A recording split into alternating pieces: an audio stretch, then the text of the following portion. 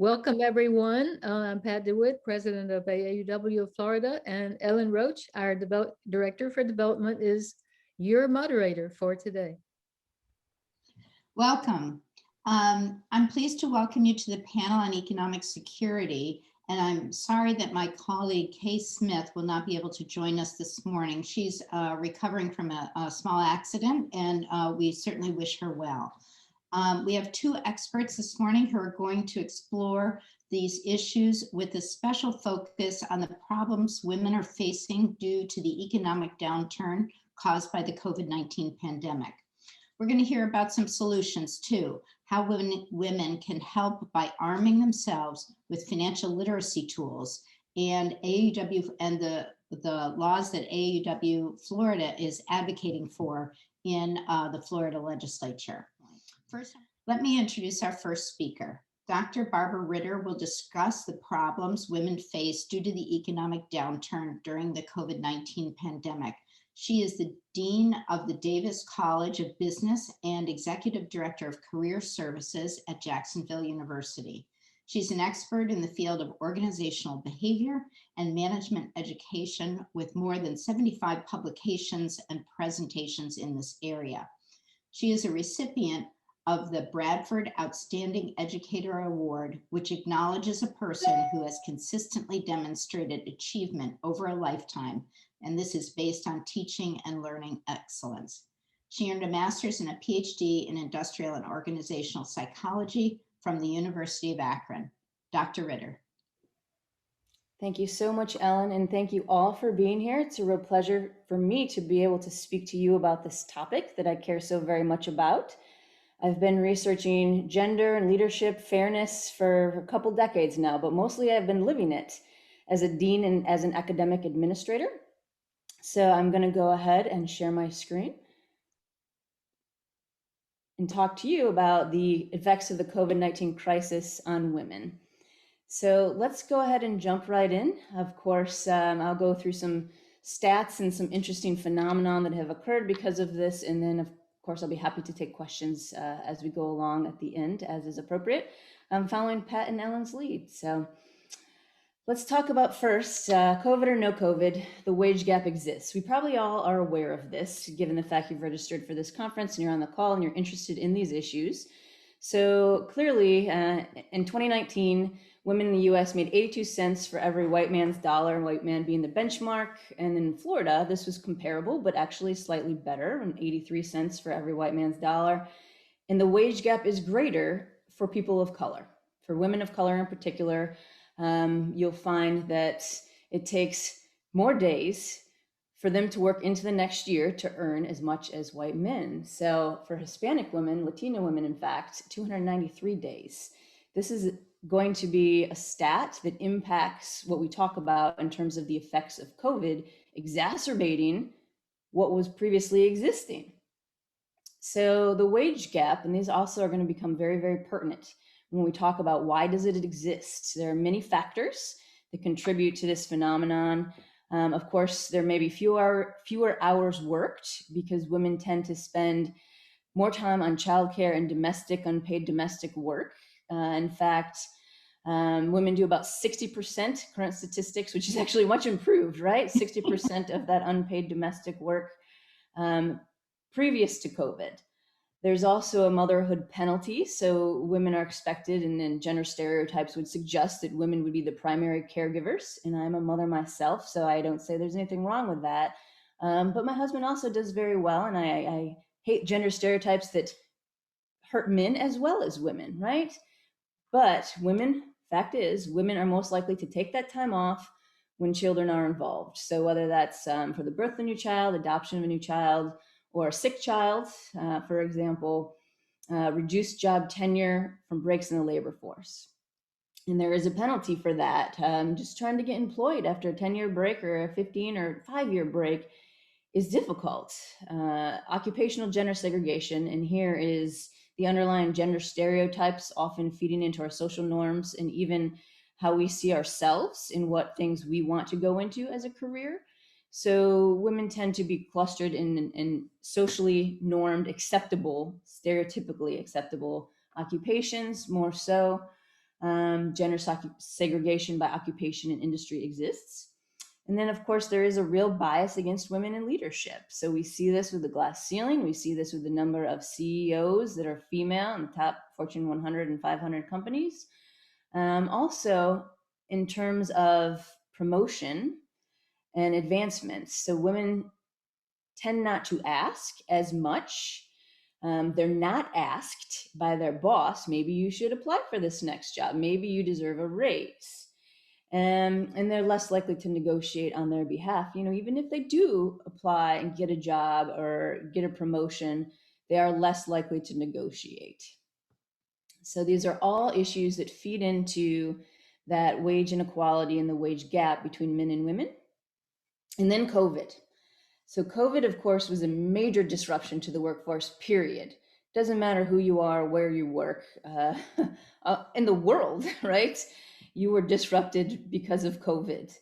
In April 2020, overall unemployment in the US was nearly 15%. And some estimates have it in May as high as 16%. And this is just a huge, huge number. We see, especially up front, early in COVID, there were disproportionate effects on women, partially because that industries that typically employ greater percentages of women, such as leisure and hospitality, for example, shut down entirely. There's just no opportunity where you can work from home when you're at a hotel desk, or you're working at the water park, or any of these amusement parks that Florida is so well known for. There's no work from home, right? So leisure and hospitality experienced unemployment rates of over 39%. And they also employ high numbers of females, which meant that cumulatively, women were much greater impacted, especially up front. Women made up 46% of workers and 54% of job loss, and which is obviously a disproportionate effect. You would also find that when schools shut, when we take into account both the gender stereotypes of who does the most care and who should do the most care, and then the reality of who does the most care, women were more likely to stay home when you need to do what you need to do when you are in that situation. So between March and April, approximately 3.5 million mothers living with school-aged children left work, and 45%. That's an amazing statistic, amazingly high percentage of mothers with school-aged children were not working because of the effects of COVID in April. So the effects were fast and hard, and they were, especially up front, disproportionate for women. Now, over time, we've actually gotten better. And if you look at stats today, people are going back to work. People in the service industry are even going back to work. But there's less hours, there's more part-time work, there's less supplemental income with wages. So there still are lingering effects, even as we see schools opened, women went back to work, they slowly crept up very close to the men's percentage right now in terms of unemployment rates in the industries. All of them were able to figure out how to adapt to some extent and maintain some employment. But on the other hand, it's not as rosy as the picture was pre-COVID, right? The number of full-time hours, the amount of tips people get, all of those things that are related to the industries, service and leisure and hospitality in particular, are decreased. So yes, that is the big reason why. Why were women disproportionately affected? Well, they're represented in the sectors that were hit hardest by COVID-19. So they take up, in terms of globally, females make up 54% of jobs in accommodations and food service, 43% in retail and wholesale trade, and 46% in other services, all three of these being the major industries that were hit the hardest. And some are still shut down. Some have figured out how to open. We've had DoorDash and other things pick up that allowed us to really adapt quickly in these industries. And others are just opening their doors for this summer. So, and maybe not even at full capacity. The effect is worse in other countries. The US actually had it pretty well off. We've adapted pretty quickly, relatively speaking, and we are having a very good, relatively speaking, vaccination rate versus the world. So these are all positive indicators in that regard. But this only explains about 25% of the gender gap and vulnerability to job loss. So the disproportionate representation by industry is not actually the biggest factor that hampered women's progress and ability to work in industry in the workplace, period. The biggest reason actually would have been the increase in unpaid domestic household chores in child care and elder care, right? Caring for others in the household. So even prior to COVID, women provided the majority of childcare. Some estimates say about 60%. And then you add on to that all of the additional duties that were necessitated. Kids at home, schools are shut, daycares are shut. And even when they slowly reopened, you still have, if you are exposed, your child is in preschool. If you are exposed, if there's an exposure in that preschool, they still have to come home for 2 weeks and be quarantined, right? So you might go back to work and then you're back at home. And if there's something like that that happens, generally women will take on that responsibility, and they did. And so during the pandemic, fathers did increase their share. They increased by 4.7 hours per day. There's only so many hours in the day, right? But women, on top of the 60% they were already doing, added an additional 6.1 hours per day for women because of the pandemic. And also recall that there are a number of single mothers, and single mothers are more likely than single fathers to have the children in their household. So 21% of children in the US live with a single mother. And now that is a difficult situation, isn't it? When you don't have necessarily a dual earning wage, and you don't have necessarily an easy backup when the kids are sent from school and school is canceled or preschool is canceled. So this would have accounted for most of the variance, most of the reason why women were disproportionately affected and still are by COVID. So it begs the question, what else have we given up? There are only so many hours in the day. So I thought this was an interesting stat. Oxfam was part of this research, and this was very recent. So this was May. Actually not, it was actually closer to the beginning of the pandemic, but still indicative, I guess. So what have women given up in the purple? Well, they gave up sufficient time for self-care. You have to give up something if you're going to add on 6 hours in childcare a day on top of what are you doing, right? So they stopped sleeping, they stopped showering, perhaps they stopped meditating, they stopped working out, any of those kind of self-care, very important things to maintain our mental health. Which is interesting. This slide just says so much to me. So men were more likely than women to give up the hobbies, the extra stuff, and then quality time with your spouse. So I think this is a very fascinating statistic in terms of what did we sacrifice? And it leads to the next point, which is, how do we feel about this now? Well, we feel more stressed out. That's how we feel. So not only did we lose work hours, did we shift time toward childcare and lose progress in industry in the workplace for our careers, but we increased our anxiety levels. We lost sleep and we feel more anxious. So we feel more depressed, and we do not feel more relaxed and happy, I'm afraid. So there have been silver linings to the pandemic. If you survey women and you talk to people generally, you might find some say, and I would say this myself, lack of a commute. So I might spend 2 hours commuting on a daily basis. Well, now I can either choose work, I can work those 2 hours, or I can try to do childcare and home care in those 2 hours that I would have been commuting. So there is that helps offset some time because there's no commute.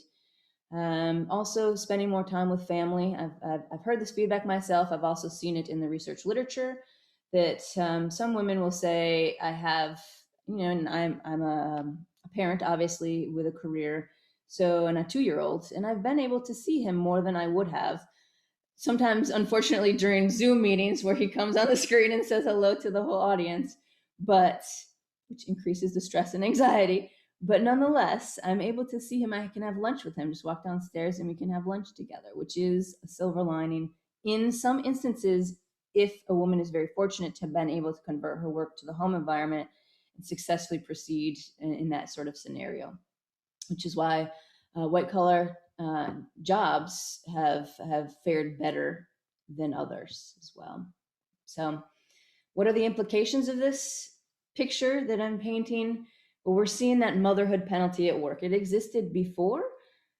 It exists and is part of the exacerbation of the effect of women in the workforce during COVID. So we know that leaving the workforce, even temporarily, reduces earnings today and reduces earnings into the future. And I'm sure Laura will talk a little bit about that in terms of compounding interest and such. Your promotion is generally based on a percentage of your current base salary. So if your base isn't going up, then your promotions and your raises aren't going up with it. And that is compounding the effect of the wage gap and hurts women. Beyond that, there has been a report from McKinsey and Company that has found that nearly 25% of women, and that's right here, percentage of employees that say they're considering leaving the workforce with kids under 10, they're considering lowering their career goals, downshifting careers, or leaving the workforce permanently. So there's a staggering percentage of women that may not return after this. And that might be one impact we see, which would not be good for the things we talk about, decreasing the wage gap and breaking the glass ceiling. This would slow down both of those effects, increase both those effects and slow down progress. So those would be implications that we potentially could see. And the good news is I do think that there are some things that we can do. Pat will probably talk about these things in terms of legislation that AAUW is looking at and supporting, but there are things that we can all do. And actually, I'm going to add to my list right now because I teach a negotiation seminar. So have confidence and advocate for yourself. That's something you can do personally. Make your own barriers of self-care. So, my 2-year-old, we went into some sleep training quite quickly because my barrier is I need to sleep. So you will sleep too. And of course, if he doesn't feel well or whatnot, there's exceptions, but we can't rock you for 2 hours anymore because we need to define some boundaries of self-care for ourselves as well. So advocate for yourself at home, at work. Have the confidence to do that and do what you need to do. You need to go out and take a walk. Go out and take a walk. If you, any way, shape, or form can do that, advocate for yourself. Also, generally, as a large, big picture, we do need to break the gender stereotypes. We need to advocate and encourage, enable broad participation of men and women in all sectors. The stereotypes, men should be able to be nurses and they're just as good and capable of being nurses as women, and teachers. They're preschool workers. So the gender stereotypes hurt both genders. Women should be able to be engineers and scientists and be just as encouraged and supported and promoted in that industry as well. So once we break those gender stereotypes, we need to ensure a living wage for service workers in particular. That's what happened in COVID is the service industry. We saw a real weakness. That if those service jobs are not able to be performed, there was a lack of safety net. There was some legislation on the federal level that came in, and the CARE Act came in and increased the unemployment. So somewhat of a safety net, but you know what? Can we rely on spur of the moment politicking to get that done? And that's what we did. And it just was a fortunate case if it happens. And if it didn't happen, then there was nothing for those people that were affected by this. And that is a real unfortunate state to live in. As a nation, as a society, it's an unfortunate state to live in. So we need to have a safety net for people in these types of situations when it occurs. I think this also demonstrates very strongly that we've been getting along, limping along without support systems for parents, sometimes because we have dual earner couples, sometimes because there's grandparents that can help or neighbors. We've been limping along with every person trying to figure it out for themselves how to survive with kids and with a career. That is also not the best case scenario for women. We need to strengthen support systems. And there are some organizations, and I hope this goes forward into the future now that we have really put a spotlight on this in COVID, that provide childcare on site. There are some organizations that provide healthcare on site and healthcare for your children on site.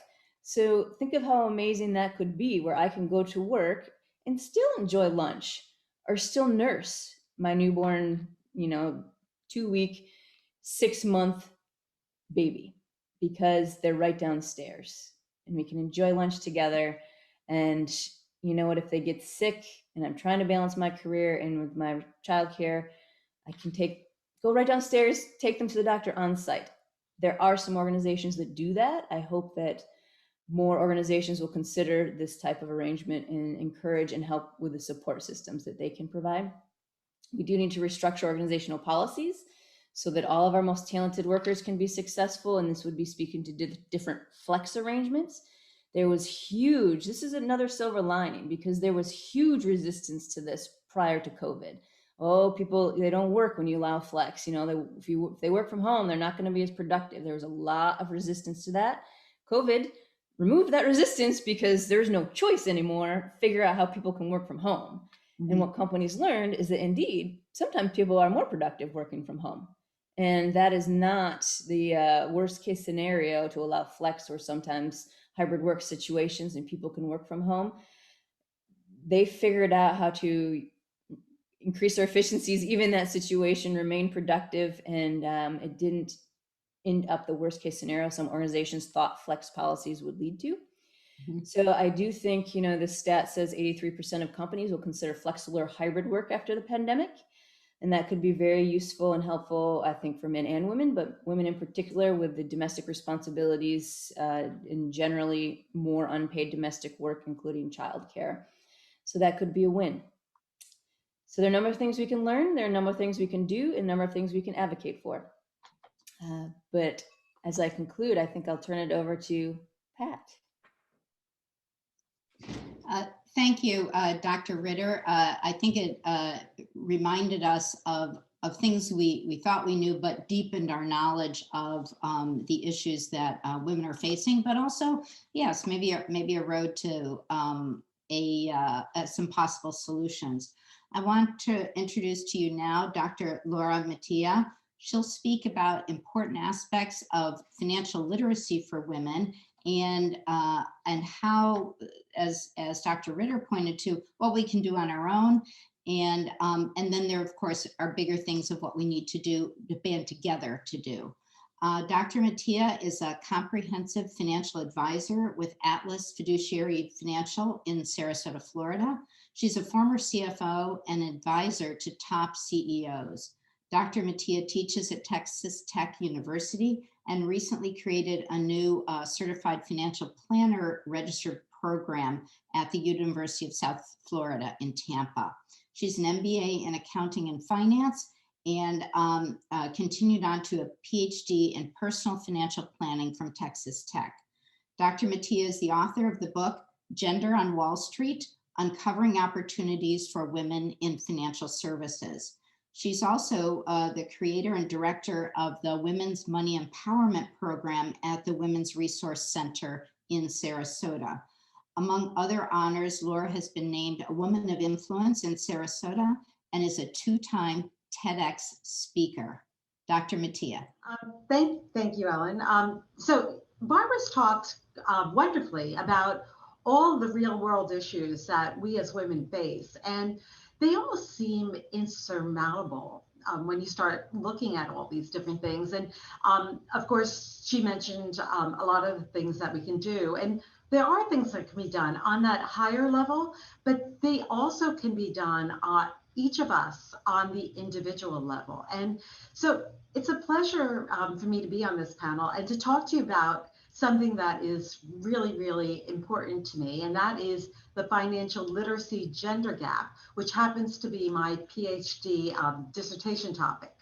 The research on financial literacy finds a significant knowledge gap between men and women. And women are much less likely to be able to answer basic financial questions around things like inflation, compound interest, diversification. And in fact, women are more likely to just throw up their hands and say, I don't know about these various questions. And they are much more they are much more prone to score low on these basic questions and also more sophisticated questions. Why should we care? Well, financially literate individuals are better at budgeting and saving. They're better at investing. They're better at preparing for retirement.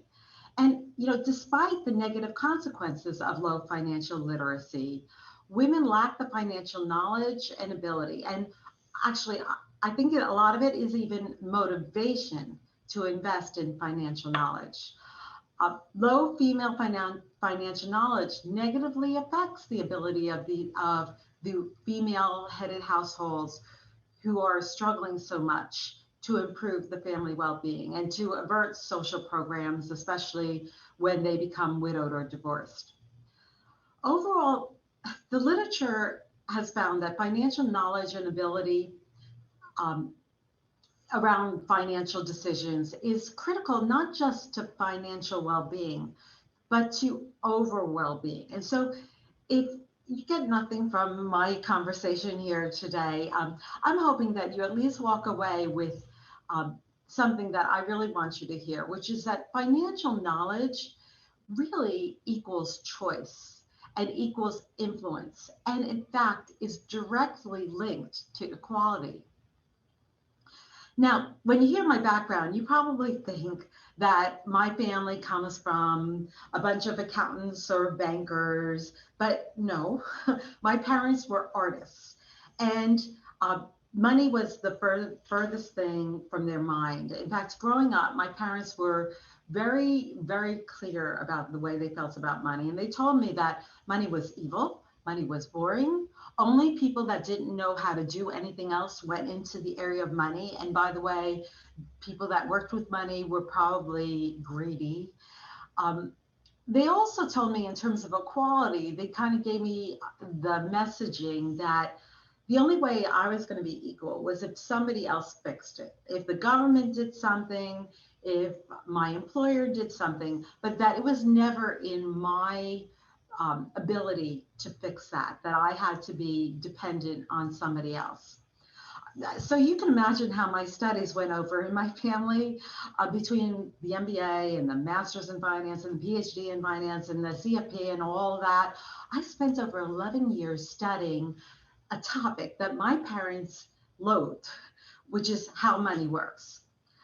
And now, years later, with my financial education and uh, my my firm, I created this firm, which is a fee-only fiduciary firm. I work as a fiduciary advisor. My message to women is this: my parents were dead wrong. Money is very important. It is very critical. It is a great tool, and it can help you do wonderful things if you understand how it works. So the rewards of money go way beyond just money. They actually help us open up doors and build confidence and security. And so, when I talk about the benefits of being financially literate and financially knowledgeable, I'm just hoping that I can motivate some folks, because those of us in the room who are somewhat financially knowledgeable know the benefits. I mean, number one, being financially literate, having financial knowledge protects ourselves. It helps us stay away from financial distress or disaster. Now, yeah, I mean, Barbara gave you some of the statistics. I know when I was looking at the Alice report, the 2020 Alice report, it said that 78% of female-headed households were living below the Alice threshold. And I don't know how many of you know what Alice stands for. It's a way of measuring people that are above the poverty level but are struggling. I think Alice stands for um, asset limited, income constrained, and employed individuals. So they're employed, they actually are making money, but they're still struggling with that. And we talked about the reasons why women are struggling. A lot of it is circumstance, all of those issues around related to motherhood and lower wage pay and all of that. But being financially illiterate, not having financial knowledge, compounds the problem, because now, on top of that, women aren't necessarily able to make the best financial decisions, and they're also not able to keep and protect themselves against financial predators. And so being financially knowledgeable, number one benefit, protecting yourself. Number two benefit, a lot of us know that financial knowledge isn't just a protection issue. When you start understanding how money works, you can start making decisions that are in your own best interest, that are on your terms, that are your choices, that are what fulfills your dreams. I mean, even if you have somebody else in your life that's making the financial decisions for you, those decisions going to be tilted towards what they think are important. But now when you're engaged, you're able to choose. And the third thing is that being financially knowledgeable and being able to participate in financial discussions and understanding the financial implications, now you can have influence on your family and on the workplace and on the community and even on the world. So, for all of the equality advocates in the room, you have to admit that having financial literacy powers will protect ourselves, will help us live life as we want, and will help us make a difference in the world. And that has to be consistent with our vision of what equality looks like. So I just want to encourage everyone to consider that financial literacy actually equals equality. Let's talk about equality for a minute. The notion of gender equality has been around for over 100 years.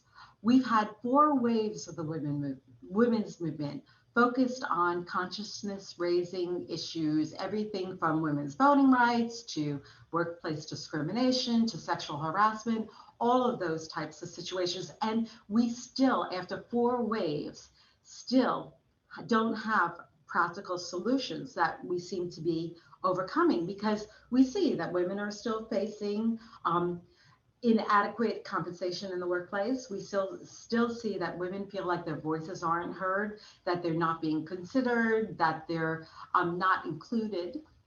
And so when we start talking about equality, true equality, it's about having choice and influence.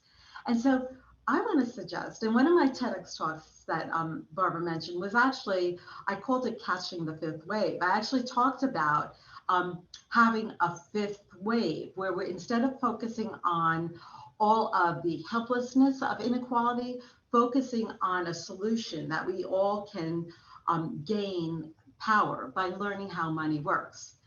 You know, social scientists tell us that whoever controls the most important resources has the power. And we all know in modern society that money is one of our most important resources. So, you know, there is power in financial literacy. And I'm not talking about dying with a big pile of money. I'm talking about how we use money to be a tool in our lives and to make the world a better place. So as I was saying, I've studied women and money for many years. And one of the studies that I worked on, we used a data set of over 7,500 women. And what I wanted to explore in that study was, okay, we know that women are less financially literate, but which women really are having the most difficulty around financial literacy? And so one of the first things we did was we plotted female financial knowledge scores, and it was based upon a test of 16 different financial knowledge questions. They were somewhat basic questions.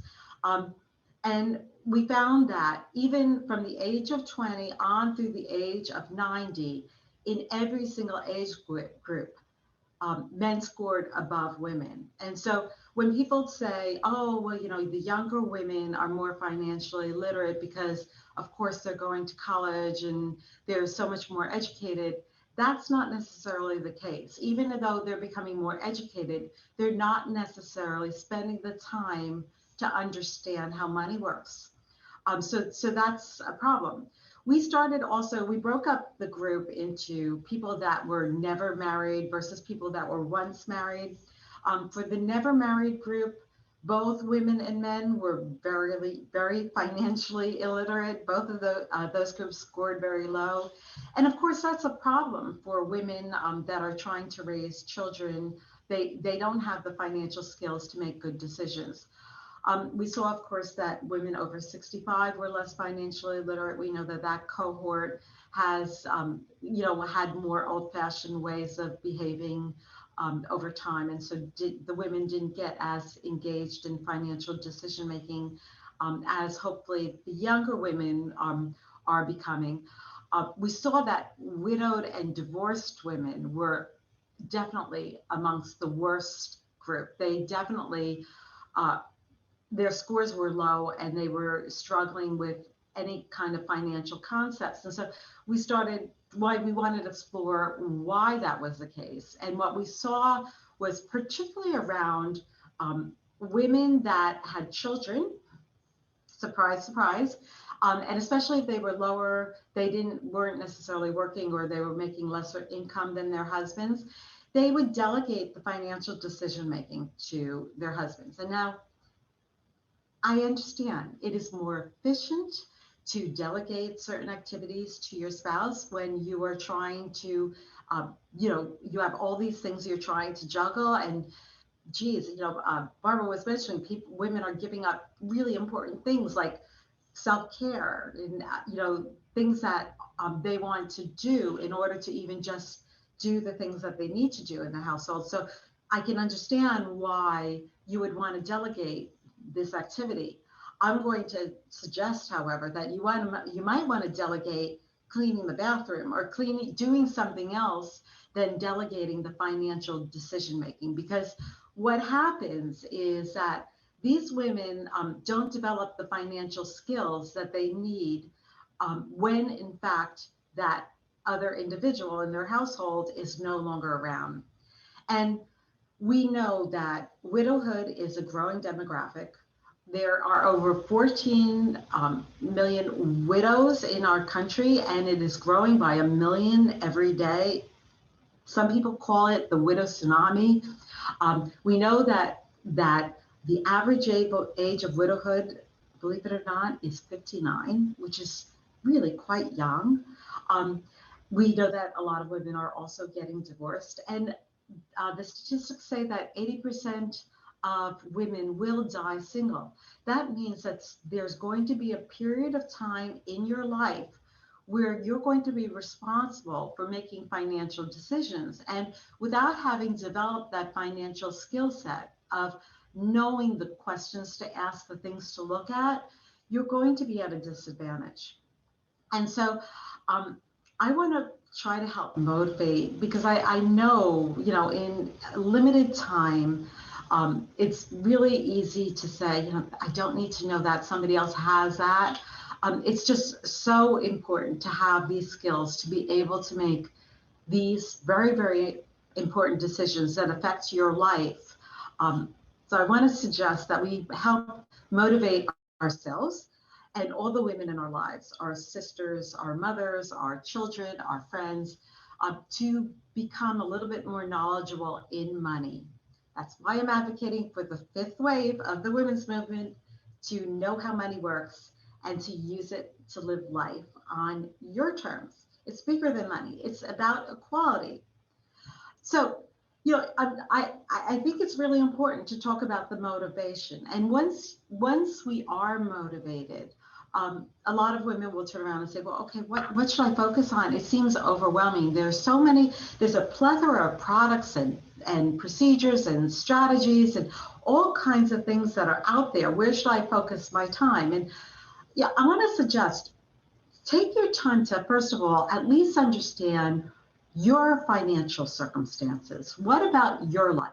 What do you own? Where is it? How is it titled? Who are the beneficiaries? Who are the contingent beneficiaries? What's going on with that? What do you owe?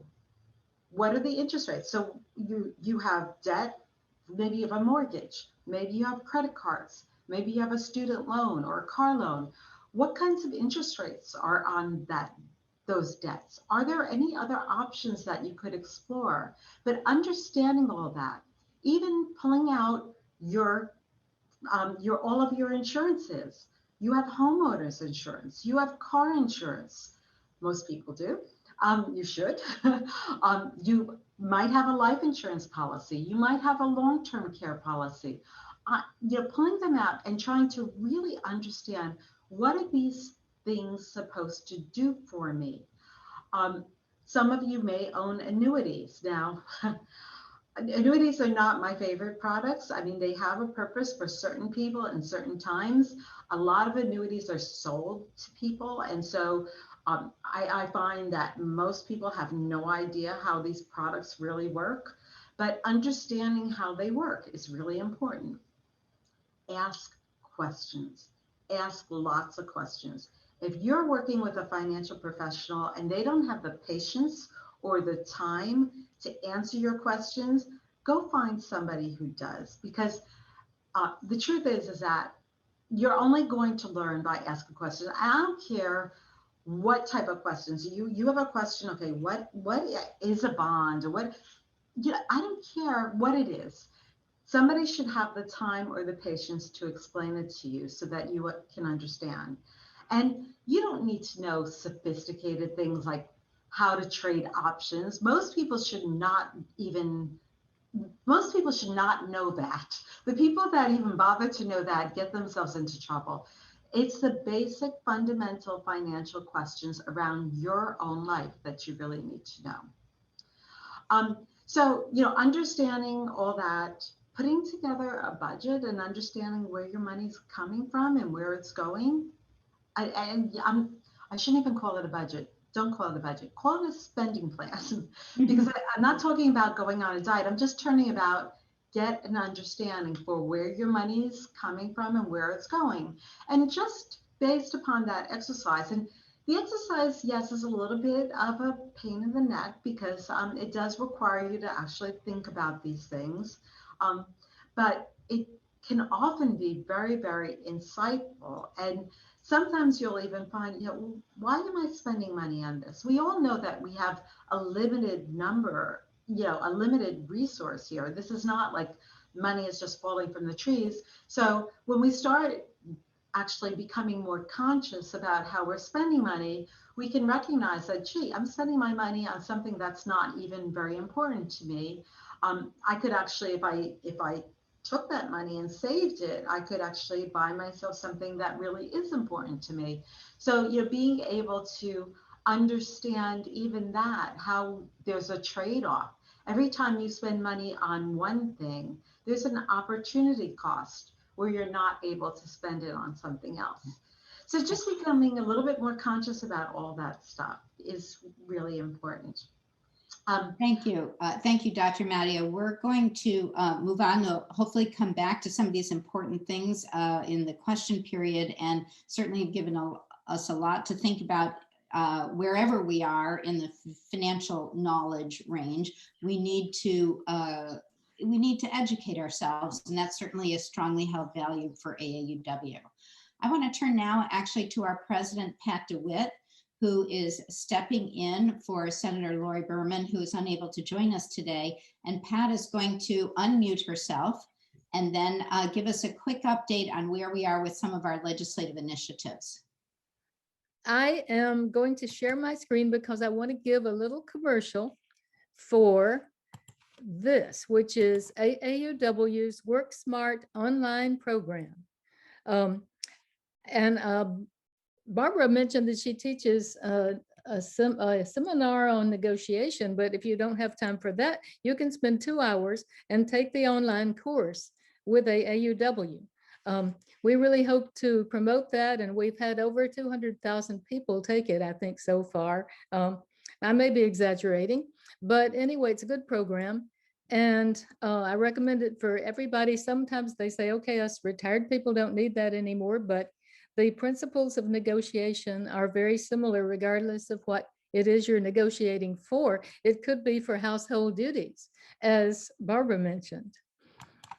So in terms of, I'm totally on board with what Laura had to say about self-help, but I do want to talk a little bit about what can be done socially, more or less, to improve, give people a little bit more of an even playing field. I think that's the main purpose of legislation. We have something called the Paycheck Fairness Act nationally that has um, just been passed by the House. It's gone to the Senate. It's in a committee in the Senate. But I'd like to talk to you a little bit about a bill that we had drafted with the assistance of AAUW National about 4 years ago for the Florida legislature. It's called the Helen Gordon Davis Fair Pay Protection Act. A couple of the provisions are very similar in both of these acts. The purpose of them is to sort of improve the climate and conditions whereby equal pay can be achieved. It's important to realize that it is illegal to pay women and men differently for the same job.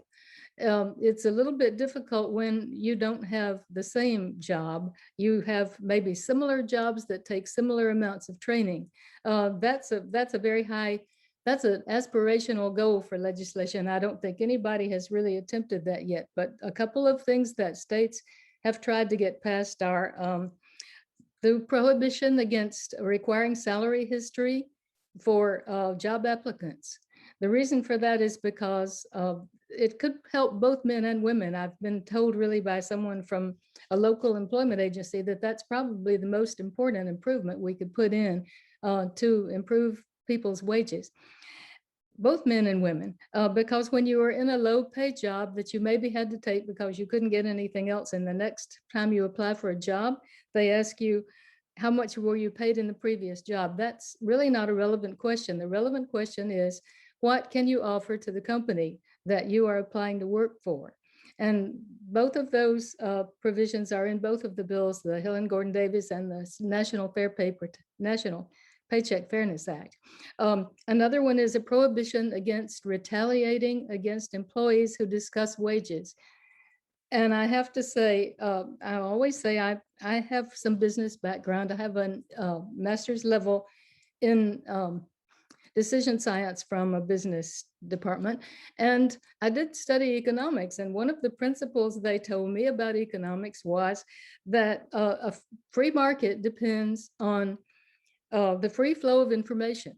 If you can't find out how much people are being paid, you really do not have a free flow of information in the labor market. So it seems to me that anybody who believes in capitalism should want to have this. And it would also vastly improve the bargaining power of employees. Right now, we don't have unions. We used to have unions. So an individual who is faced with bargaining with an employer, it really has no one on their side but themselves. So they have to fall back on some of Laura's ideas. That's another thing that Work Smart actually tries to do. It tries to give you some tools whereby you can evaluate your needs, particularly Start Smart, our college program does that, where you can evaluate how much it's going to cost to live, how much people are being paid for the jobs you're looking for in your geographical area, and then finally, the ways to negotiate better pay. That's about all I really have to say. I wasn't really prepared, but I do want to say that there is a place for legislation, and that place is to help level the playing field. Thank you. Thank you, Pat, so much. And the problem or the issues we're dealing with are so big that really does have to be attacked from a number of different angles. What we can do as individuals, what we can do from a research perspective, what we can do by joining together and moving for changes in public policy. If we could make up an interesting short list, or maybe someone's already done this, of topics that people should know as basic financial literacy, I believe. You don't need to know everything that's going on. You need to know what's happening in your own life. So start thinking about all the financial decisions, all the choices that have been made by you or on behalf of you in your life, and start asking questions. I mean, certainly you can take a personal financial literacy class. I've taught many of those classes. And if you want to learn all, what you should be looking at in terms of how, what to be thinking about when you invest money, or what to think about when you're trying to prepare for retirement, or trying to purchase, whether you should purchase a long-term care policy or not. I mean, certainly you can get into all those things. So, just trying to pick those little areas that you think, okay, this is going on. This is a financial product that somebody gave me or sold me or that I have in my life? What does it mean? And just start understanding that. You have a mortgage. Understand that. You know, what is the rate? I mean, are you paying 5% on your mortgage? If you're paying 5% on your mortgage right now, run, don't walk to your nearest mortgage person and refinance. There's no reason to be paying 5% on your mortgage. Yes, things like that that people aren't paying attention to, and that could really make a difference in your life. But first, your own life. Just don't make it too complicated.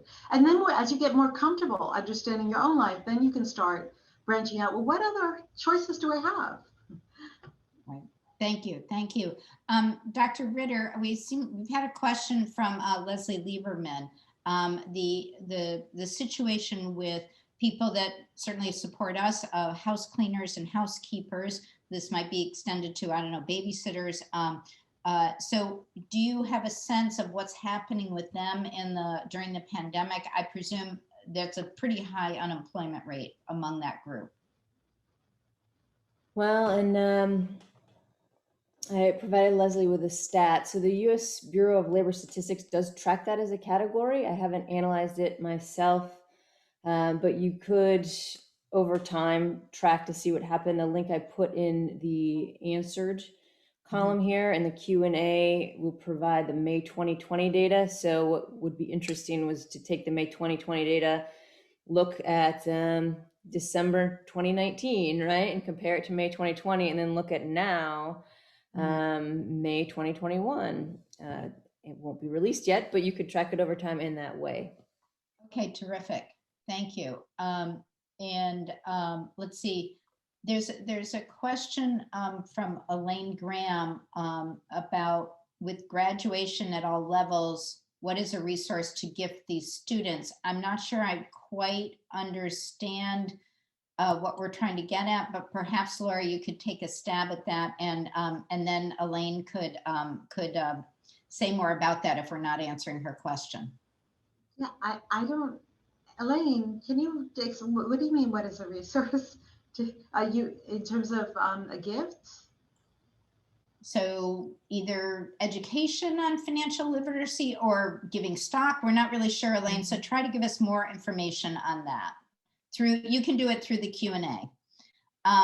Or whichever is more convenient. You can check. We don't care how you do it. Just put it in. Right. I hope they have a bank account, but if they don't have a bank account, help them open one and put in their first deposit. There's a good basic step. And one of the things that I really like for these younger folks, if they are working and their income is lower, so they're not necessarily in a high tax bracket, you might even want to open up a Roth IRA for them and put a little money in there. Roth IRAs are beautiful retirement plans because they actually grow tax deferred, and they come out when you take the money out there also without tax, and you can also use them for the purchase of a first time home purchase. So I think that might be one of the nicest gifts to give, but they also get earned income that equates to the amount that you contribute to the Roth. Okay, great. So there's another question. Are there publications which would be helpful for adult women to read to start to become financially literate? And I would first of all point to the AAUW Start Smart, but Laura, do you have any other thoughts on that? Yeah, and it depends what you really want to learn or know about. There's books that are specifically focused to different aspects of financial literacy. A lot of people want to know a little bit about how the markets work and how to invest. There are a couple of books that there's a cute little book called The Investment Answer. It's a little thin book, but it talks about some of the really basic questions that somebody should understand. Diversification is really, really important. Don't underestimate diversification. And a lot of people don't understand diversification. Even men don't understand it either. They just don't admit they don't understand. But the really fun thing, the interesting thing is that there is empirical data that shows that when women do get engaged in investing, they actually make better investors than men because they are patient and they don't start, they don't have the hubris to think that they can actually beat the market. They just stick with a steady, disciplined strategy. And so women actually make great investment people. So just keep that in mind. Great, thank you. So I'm going to answer to a question from Karen Hayes. Is Start Smart free? So Start Smart, if you go online and through the website, Start Smart is free. Start Smart or Work Smart, they're sort of paired programs. If you do it through a facilitator in a place, there may be some charge for you to put it on as a program. But if you as an individual or your sister or brother or child want to do it online, that is free of charge. So I encourage you to get started. I've taken the program and it's really terrific.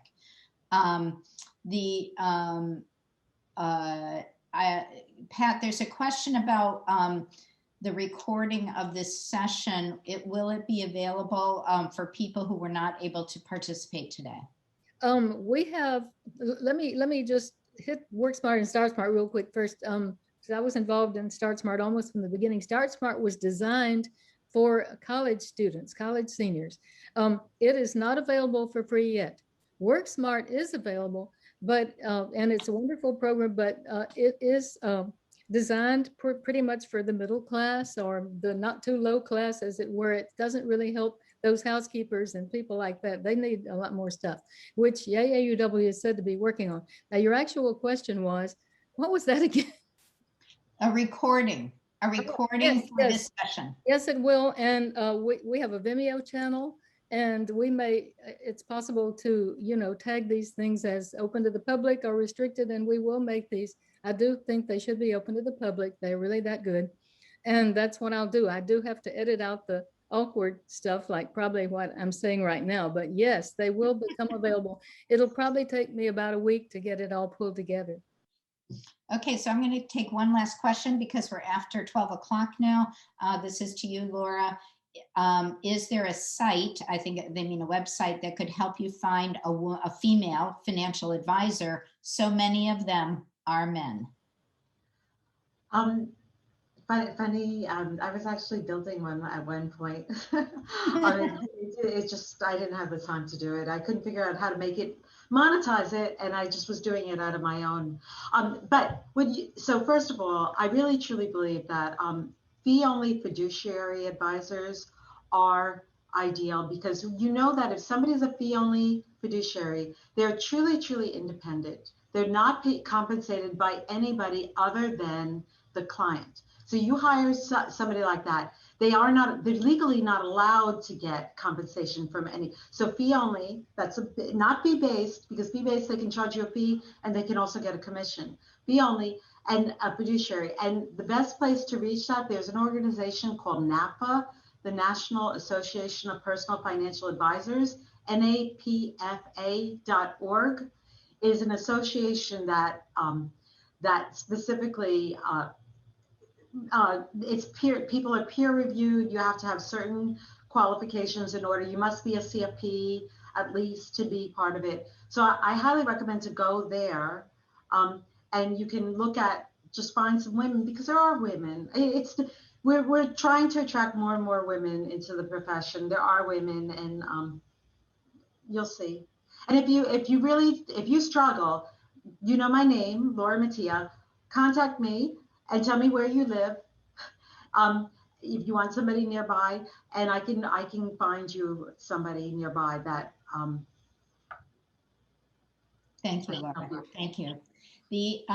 I want to thank Dr. Mattia and Dr. Ritter, and of course, President Pat DeWitt, for all their contributions today and trying to address this question. And I really feel like we have moved the ball forward a little bit, and we'll hope that we get that 83% up higher and higher with each passing day. So thank you so much for participating today. We make a difference by understanding this issue and addressing it through education and policy change.